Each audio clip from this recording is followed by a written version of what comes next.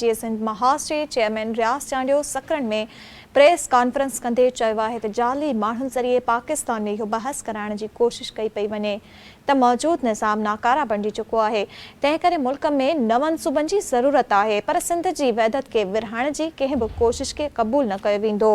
अवांखे ॿुधाइनि पिया सकरन में मीडिया सां ॻाल्हाईंदे रियाज़ चांडियो चयो त पंजाब पारां सिंध खे फतह करण जूं अॻु बि कोशिशूं कयूं पयूं, पर उहे नाकाम रहियूं। संदसि चवणु हो त सिंध पंहिंजी तारीख़ी हैसियत रखंदड़ वतन आहे ऐं सिंध खे कंहिं बि सूरत में तक़सीम थियण न ॾींदा। हुन चयो त पाकिस्तान जे क़याम वक़्तु जंहिं बुनियादी करारदाद तहत सिंध पाकिस्तान में शामिल थी, उन वक़्त खां आइन में मौजूदु करारदादनि बावजूदि सिंध खे बुनियादी हक़नि खां महरूम रखियो वियो आहे।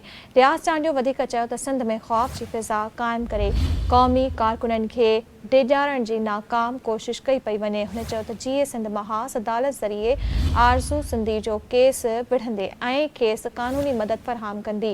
रियाज़ चांडियो सिंध में अमकानी तौरु ठहंदड़ नवनि सूबनि ख़िलाफ़ 22 अगस्त ते थींदड़ वहदत सिंध मार्च में सिंध जी अवाम खे वधि खां वधि शिरकत जी अपील कंदे चयो त सिंध जी वहदत वसीलनि ऐं हक़नि जे तहफ़ुज़ लाइ पुरअमन ऐं जमहूरी जदोजहद जारी रखी वेंदी।